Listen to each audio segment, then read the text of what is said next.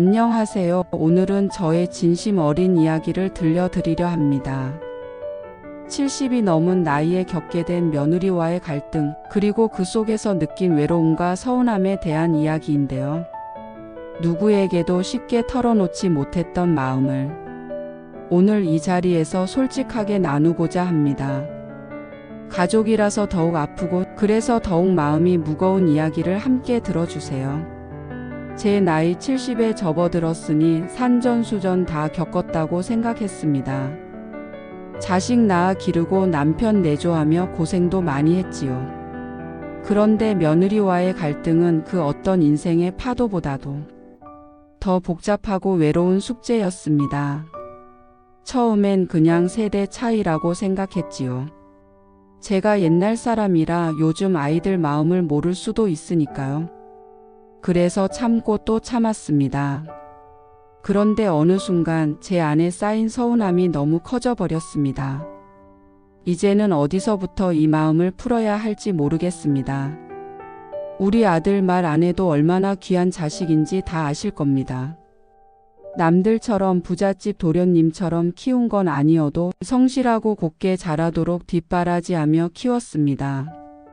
그런 아들이 결혼한다고 여자친구를 데려왔을 때 저는 솔직히 기대도 많이 했습니다. 드디어 내게도 딸이 생기는구나, 그런 설렘이 있었지요. 처음 며느리를 만났을 때는 참 예뻤습니다. 밝고 싹싹하고 애교도 많고요. 제 손을 꼭 잡고 어머니, 제가 부족하지만 잘 부탁드려요 라고 말하는데 그 말 한마디에 마음이 사르르 녹았습니다. 그날 저녁 남편에게 말했죠. 여보, 우리 아들 복이 많은가 봐. 저렇게 예쁜 애가 며느리라니.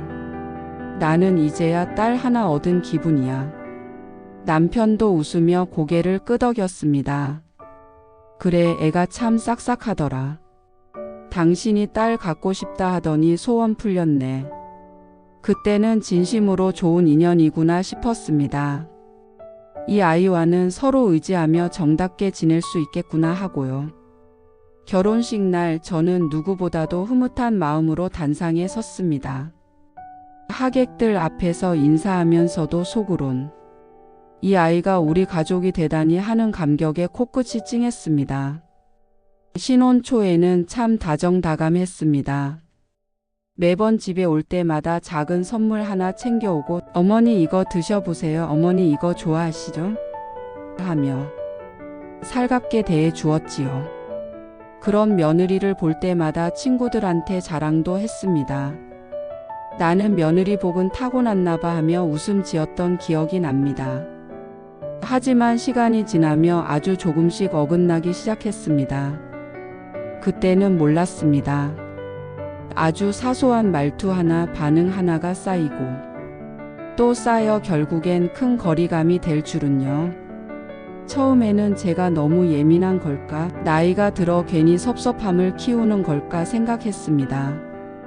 예를 들어 제가 점심때 전화를 걸어 아가 오늘 뭐 해 먹었니?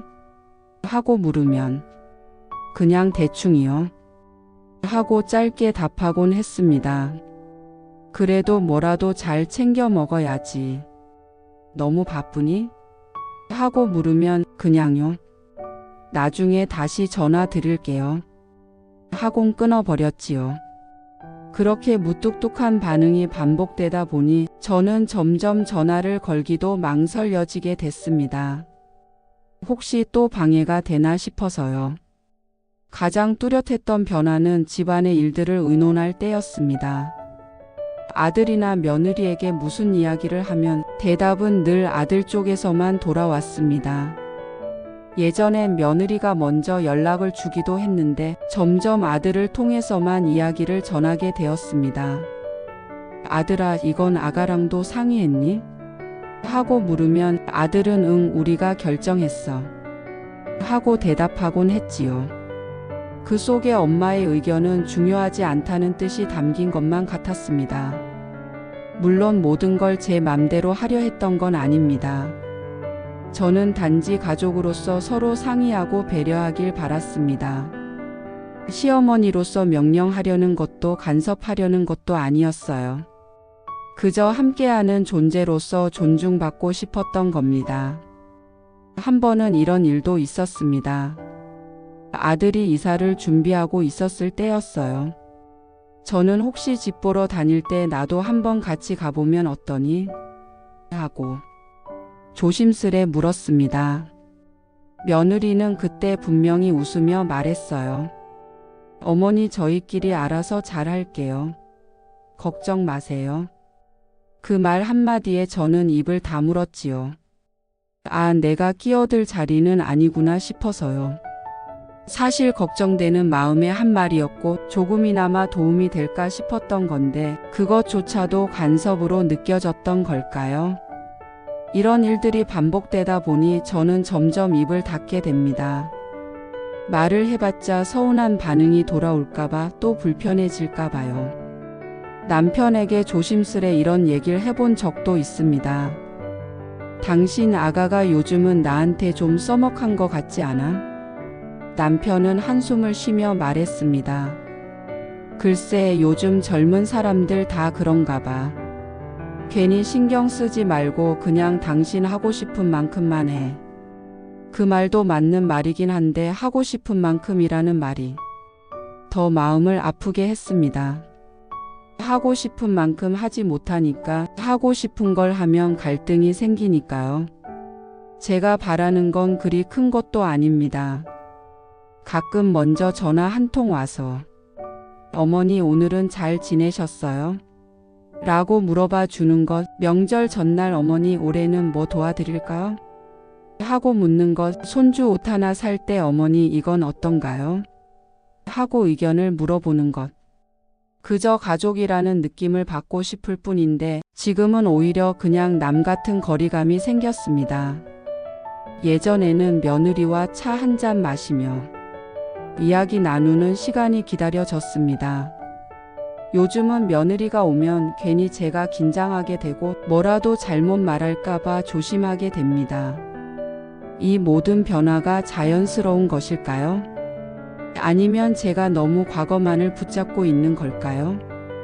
가장 서운했던 건 저라는 존재가 점점 투명 인간이 되어가는 느낌이었습니다. 저는 시어머니라는 이름 이전의 한 사람으로서 인생의 선배로서 존중받고 싶었습니다.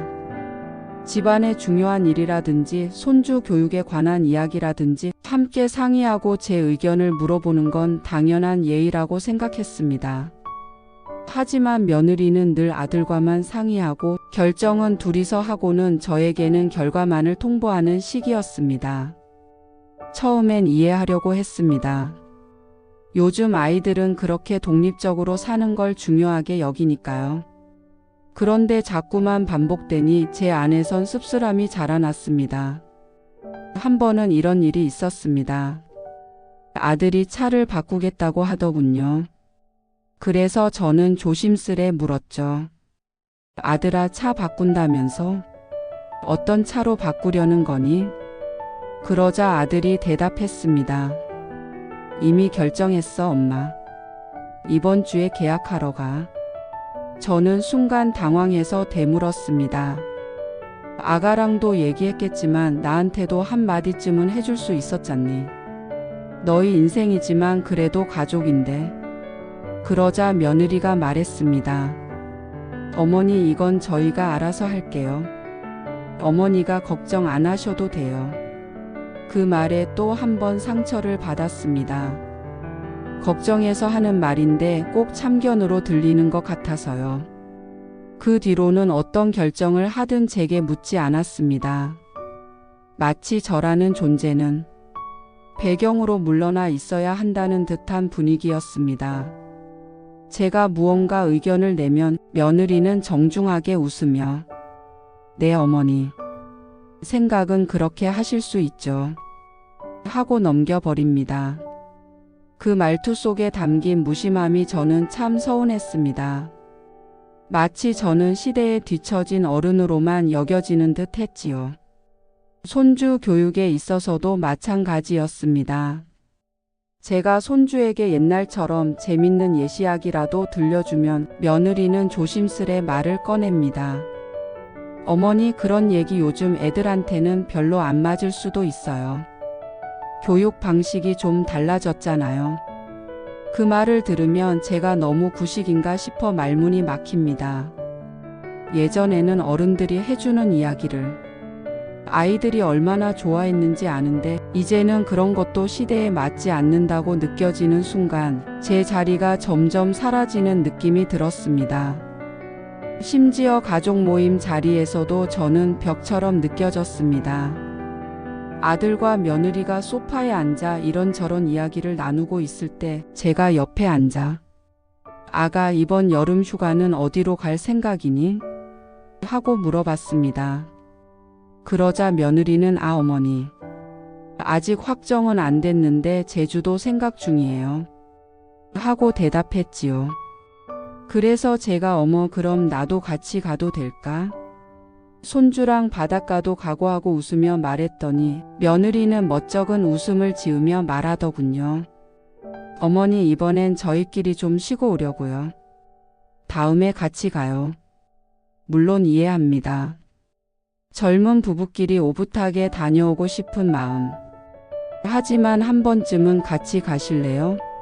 하는 물음이 있었으면 제가 먼저 아니야, 너희끼리 다녀와라고 말했을지도 모릅니다. 그런 작고 사소한 부분에서조차 저는 존중받지 못한다는 기분이 들었습니다. 가족 안에 있지만 어딘가 바깥 사람 같은 느낌. 가끔은 이런 생각도 들었습니다. 내가 여기에 있어도 되는 걸까? 남편에게 이 마음을 털어놓은 적이 있습니다. 여보, 요즘은 내가 뭘 말하면 애들이 듣는 둥 마는 둥해. 꼭 내가 낡은 책장처럼 느껴져. 왜 이렇게 서운하지? 남편은 말없이 제 손을 잡고 가만히 있었습니다. 그 침묵 속에 말 못할 공감이 담겨 있었겠지요. 아마 남편도 같은 마음을 느끼고 있었을 겁니다. 저는 단지 가족이라는 울타리 안에서 함께 숨쉬고 있다는 느낌을 받고 싶었습니다. 나이 들어가면서도 여전히 이 가정에 필요한 존재이고 싶었고요. 단지 어머니, 시어머니라는 역할을 넘어서 존중받는 사람으로 남고 싶었을 뿐입니다.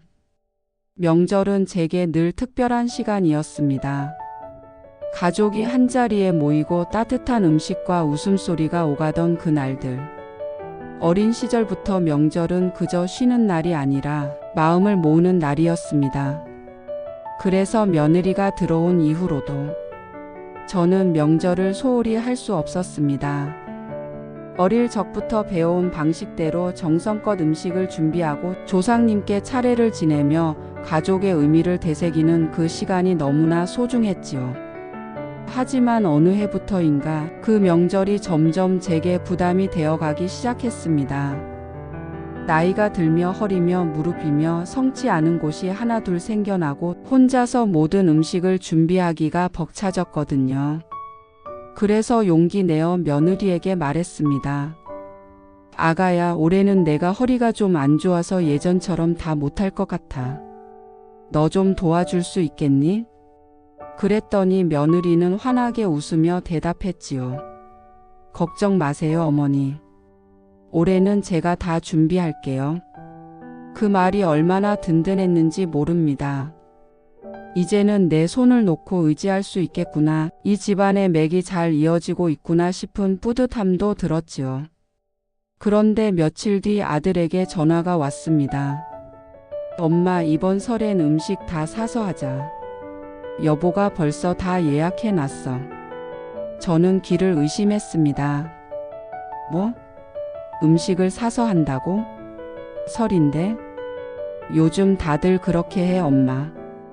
여보도 많이 바쁘고 음식 준비하는 거 힘들다고 하니까. 그 말에 저는 마음이 덜컥 내려앉았습니다. 음식이 문제가 아니었습니다. 함께 준비하고 손수 정성을 들이던 그 과정이 빠진 명절이 무슨 의미가 있을까 싶었거든요. 며느리에게 다시 한번 물어봤습니다. 아가야, 음식 다 사기로 했다고 들었는데 왜 나한테는 한마디 상의도 없었니? 그러자 며느리는 아무렇지도 않게 말했습니다. 어머니 힘드실까 봐요. 그리고 요즘은 대부분 그렇게 해요. 너무 고생하지 마시고 쉬세요. 그 말이 왜 그리 섭섭하게 들렸을까요?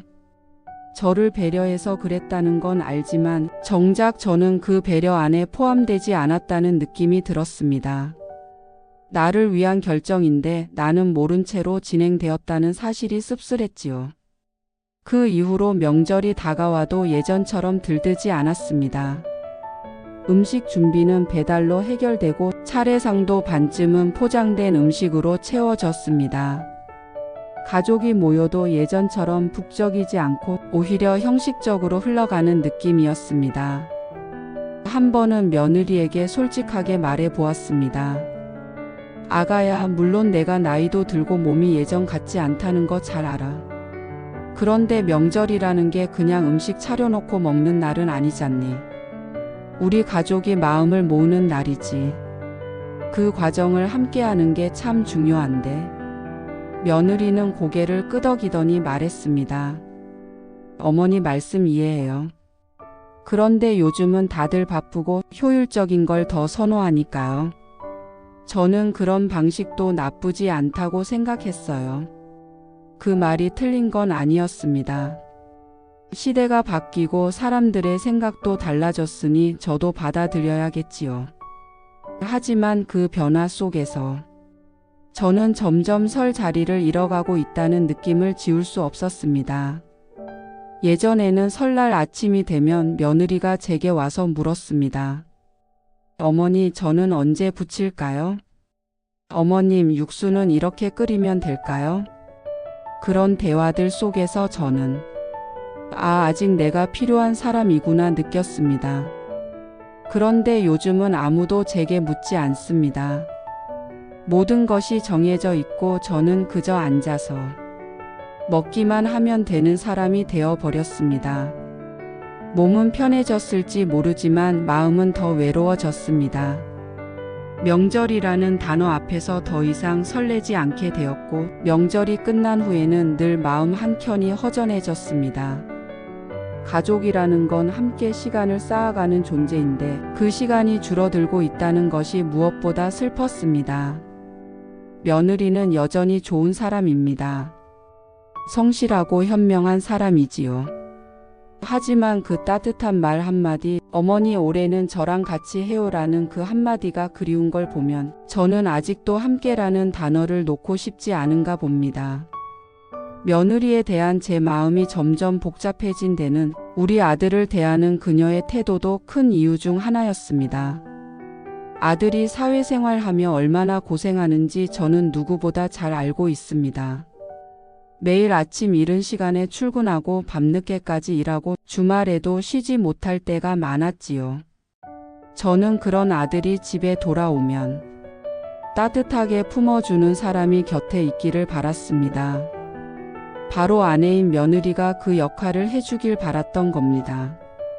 그런데 어느 날 아들이 결국 과로로 쓰러지고 말았습니다. 회사에서 갑자기 정신을 잃고 병원으로 실려갔다는 연락을 받았을 때 저는 정신이 아득해졌습니다. 병원에 도착해 침대에 누워 초췌한 얼굴로 누워있는 아들을 보자 가슴이 철렁 내려앉았습니다. 엄마, 나 이제 진짜 모르겠어. 다 그만두고 싶어. 너무 힘들어. 아들의 눈가에는 눈물이 고여 있었습니다. 어릴 적 감기만 걸려도 제 무릎에 얼굴을 파묻고 울던 아이가 이제는 30이 넘은 어른이 되어 이렇게 눈물을 흘리고 있는 모습을 보니 제 가슴이 찢어지는 것 같았습니다. 그런데 옆에서 조용히 앉아있던 며느리가 입을 열었습니다. 여보, 당신만 힘든 거 아니야. 다들 그렇게 살고 있어. 지금 그만두면 우리 애들은 어떻게 해? 현실 좀 봐. 그 말에 저는 너무 놀라고 속상했습니다. 물론 며느리도 걱정되고 불안한 마음에 그런 말을 했겠지요. 하지만 그 순간만큼은 위로가 먼저여야 하는 것 아닐까요? 그래서 저는 조심스럽게 말했습니다. 아가야, 지금은 그런 말보다는 우리 아들 좀 다독여주는 게 먼저 아니겠니? 그러자 며느리는 표정이 굳더니 목소리를 높였습니다. 어머니, 저도 걱정돼요. 그런데 감정적으로만 생각해서는 안 되잖아요. 지금 이 상황에서 가장 중요한 건 현실을 바로 보는 거예요. 그 말이 틀린 건 아니었습니다. 하지만 저는 그 말투에서 느껴지는 냉정함이 더 아팠습니다. 아들이 어떤 위로도 받지 못한 채 그저 현실을 감당하라는 메시지만 받고 있다는 게 속상했고 그 외로움이 제 가슴을 짓눌렀습니다. 그날 이후로 아들은 점점 말수가 줄어들었습니다. 전에는 집에 오면 엄마, 나 요즘 이런 일 있었어 하며 이런저런 얘기를 풀어놓던 아이였는데 요즘은 그냥 그래, 별일 없어 같은 말만 하며 얼버무립니다. 마음속에 무언가를 억누르고 있다는 게 보였습니다. 아들아, 무슨 일 있으면 엄마한테라도 말해. 마음에 담아두지 말고. 그렇게 말해도 아들은 미소만 지을 뿐 아무 말도 하지 않았습니다. 저는 그 미소가 더 슬펐습니다. 위로받지 못하는 사람은 점점 말이 없어지는 법이니까요. 며느리에게 다시 한번 말을 꺼낸 적도 있습니다. 아가야, 요즘 우리 아들 표정이 좀 안 좋지 않니? 혹시 회사 일 때문에 더 힘든 건 아닐까? 그러자 며느리는 한숨을 쉬며 말했습니다. 어머니, 회사 일이 힘든 건 맞는데 솔직히 저도 지쳐요. 제가 어떻게든 해보려고 해도 남편이 자꾸 자기 속을 안 터놓으니까요. 저보고 어쩌라는 건지 모르겠어요. 그 말에 저는 더 이상 아무 말도 할 수 없었습니다. 며느리도 힘든 건 알지만 그럼에도 불구하고 우리 아들을 조금만 더 따뜻하게 감싸 주었으면 하는 바람이 있었습니다. 말 한마디, 손길 하나에도 사람은 큰 힘을 얻는다는 걸 저로선 누구보다 잘 알고 있었기에 더 안타까웠습니다. 아들은 더 이상 힘들다는 말을 꺼내지 않습니다. 마치 그 말 한마디조차 짐이 될까봐 두려운 듯 말이죠. 혼자 꾹 참고 아무렇지 않은 척 웃고 무덤덤하게 살아가는 아들을 볼 때마다 저는 가슴이 조여옵니다. 엄마, 나 괜찮아. 걱정하지 마. 그 말이 얼마나 괜찮지 않다는 뜻인지 저는 압니다. 그 말 뒤에 숨은 피로와 외로움이 보여서요. 며느리는 현실적인 사람입니다. 계획도 잘 세우고 책임감도 강합니다. 그런 모습은 참 대단하다고 생각합니다. 하지만 때로는 그런 냉철함보다 따뜻한 말 한마디가 더 필요할 때도 있다는 걸 알아주었으면 좋겠습니다. 아들이 위로받지 못하는 이 집에서 점점 말이 없어지고 감정조차 숨기는 모습으로 살아가는 것이 저는 너무 안타깝습니다. 며느리에게 이 마음을 털어놓고 싶지만 또 상처가 될까봐 혹은 또 다른 갈등이 생길까봐 참고 또 참습니다. 손주는 제게 삶의 기쁨이었습니다. 노년에 들어 외로울 법도 한 시간 속에서 아이의 해맑은 웃음은 세상 무엇과도 바꿀 수 없는 행복이었지요. 처음 손주를 품에 안았을 때의 그 따뜻한 온기, 조그만 손으로 제 손을 잡아주던 순간들. 그 모든 것이 아직도 생생합니다. 그래서였을까요? 저는 그 아이에게 무엇이든 해주고 싶었습니다. 좋아하는 과자를 사두고 재미있는 동화책도 읽어주고 가끔은 함께 손잡고 산책도 나갔지요. 할머니라는 이름으로 조건 없이 사랑하고 보살피고 싶은 마음뿐이었습니다. 하지만 며느리는 늘 조심스러웠습니다. 아니, 조심스럽다기보다 단호했습니다. 아이가 자라면서부터는 제가 뭔가를 해주려고 하면 엄마, 그건 제가 알아서 할게요 라든지 어머니 방식은 요즘 안 맞아요 라는 말을 종종 듣게 되었습니다. 한 번은 이런 일이 있었습니다. 손주가 놀러 온 날 저는 아이가 좋아하는 초콜릿을 하나 숨겨두었다가 몰래 건넸습니다. 우리 손주, 이거 할머니가 특별히 준비한 거야. 아무한테도 말하지 말고 살짝 먹자. 아이도 좋아하며 까르르 웃었고 저는 그 웃음소리에 괜히 마음이 뭉클해졌습니다. 그런데 잠시 후 방으로 들어온 며느리 얼굴이 굳어졌습니다. 어머니, 아이 입에 초콜릿이 묻어 있네요. 제가 단 거 안 먹이려고 말씀드렸었잖아요. 왜 또 그러셨어요? 저는 당황해서 아가야, 오늘은 특별한 날이잖니. 딱 하나만 준 거야. 아이가 먹고 싶다고 하니까라고 말했지만 며느리는 한숨을 쉬며 말했습니다. 어머니는 항상 제가 정해놓은 기준을 넘어서세요. 그러면 아이 교육에 혼란이 와요. 제가 엄마잖아요. 제 방식을 존중해 주세요. 그 말을 듣고 저는 아무 말도 하지 못했습니다. 맞는 말이긴 했습니다. 아이의 엄마는 며느리니까요. 하지만 할머니로서의 제 마음은 어디에 두어야 할지 몰라 마음 한구석이 뻐근해졌습니다. 그 이후로는 손주가 집에 와도 전처럼 자유롭게 다가가지 못하게 되었습니다. 무엇을 해주려 해도 이건 또 싫어하지 않을까?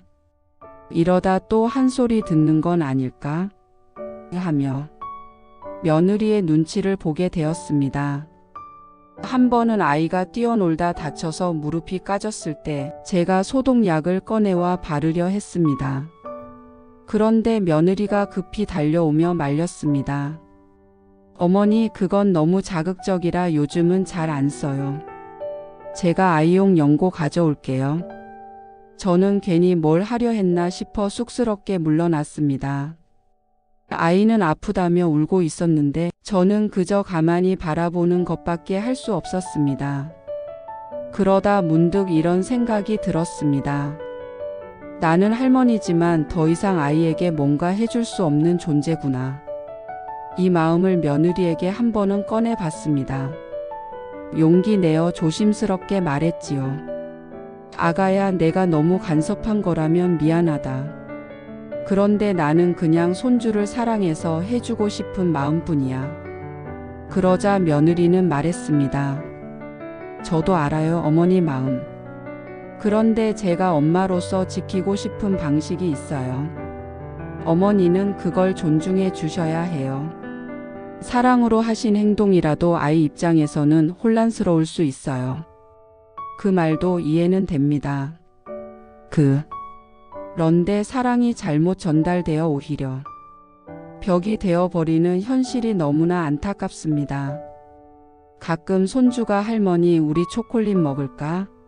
하고 장난스레 말하면 저는 웃으면서도 그 말에 담긴 그리움을 느낍니다. 아이는 저와의 그런 추억이 좋았던 걸까요? 하지만 이제는 그 한마디에도 조심스럽게 말하게 됩니다. 안 돼, 아가. 엄마가 싫어하잖아. 우리 다음에 엄마랑 같이 있을 때 물어보자. 그렇게 말하며 아이의 손을 살포시 잡습니다. 예전처럼 무엇이든 해주지 못하지만 그래도 제 마음만은 전달되고 있을 거라고 믿으며 말이지요. 언제부턴가 며느리와 눈을 마주치기가 조심스러워졌습니다. 아니, 조심스러워졌다기보단 뭔가 말을 꺼내는 것 자체가 부담스러워졌다고 해야 할까요? 예전에는 이런저런 이야기를 툭툭 던지곤 했습니다. 날씨 이야기도 하고 뉴스에서 본 이야기, 손주 이야기도 편하게 꺼낼 수 있었죠. 그런데 지금은요. 내 입에서 나오는 말 하나가 또 오해가 되진 않을까? 불편함을 줄까? 아예 침묵하게 되는 날이 많아졌습니다. 한 번은 이런 일이 있었습니다. 손주가 어린이집에서 상을 받았다는 얘기를 듣고 제가 기뻐서 그랬어요. 와, 우리 손주 기특하네. 어릴 때부터 칭찬받는 버릇 들이면 아이가 자존감도 높아져. 아가, 이런 건 엄마가 한 번 더 칭찬해주면 더 효과가 있다더라. 그 말에 며느리는 짧게 대답했지요. 네, 어머니. 알아서 할게요. 말끝이 너무 딱 잘리더군요. 저는 그저 칭찬해주자는 말이었을 뿐인데 간섭으로 들렸나 싶어 말문이 막혔습니다. 예전에는 그런 말에도 그렇죠, 어머니 하며 싱긋 웃고 넘기던 며느리였는데 언제부터 이렇게 경계가 생긴 걸까요? 제가 뭘 그렇게 잘못한 걸까요? 아무래도 말수가 줄어들다 보니 집안 분위기 자체가 서먹해졌습니다. 특히 아들과 며느리가 함께 있는 자리에서는 더 말이 없어집니다. 괜히 눈치 보게 되고 괜한 말했다가 또 오해 사겠지 싶은 마음에 그냥 입 다물게 됩니다. 그러면 또 아들은 말합니다.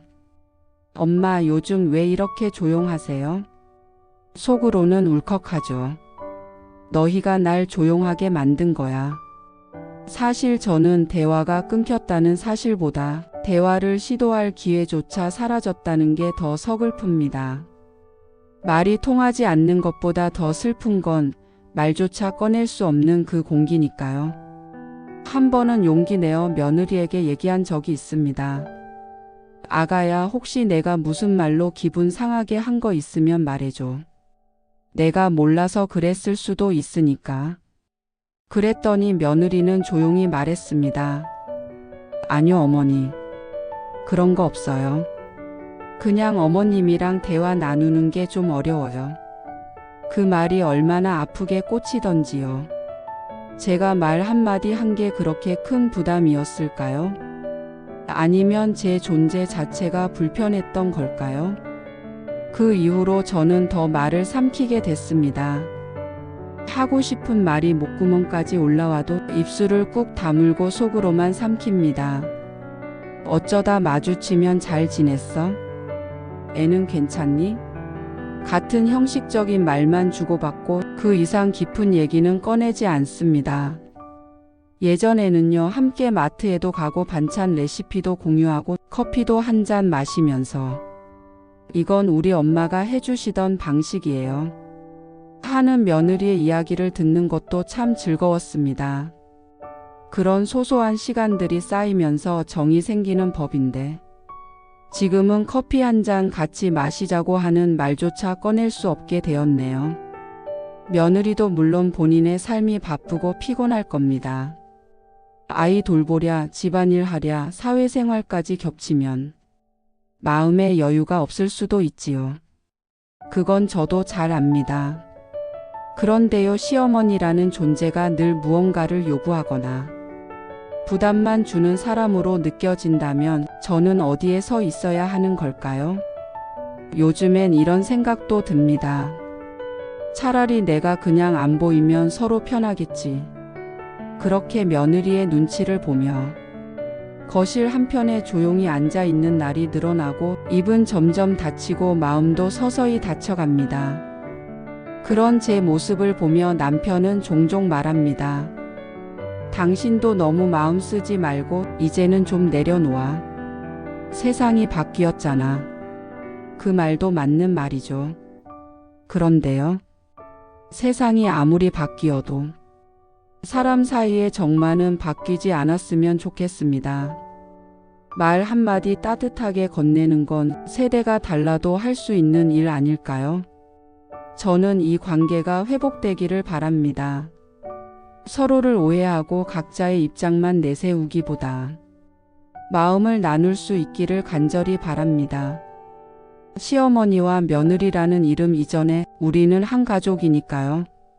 며느리도 엄마가 되었고 저도 언젠가 며느리였던 때가 있었기에 서로의 입장을 조금씩 헤아릴 수 있다면 변화는 가능하리라 믿습니다. 이 글을 쓰며 제 속마음을 처음으로 정리해 봤습니다. 말 한마디로 풀릴 수 있는 마음이 있다는 것을 며느리도 언젠가 알아주기를 바랍니다. 부디 이 글이 작은 다리가 되어 우리 관계의 틈을 조금이나마 좁힐 수 있기를 진심으로 소망합니다. 오늘의 이야기는 여기까지입니다. 시간 나실 때 구독, 좋아요 부탁드립니다.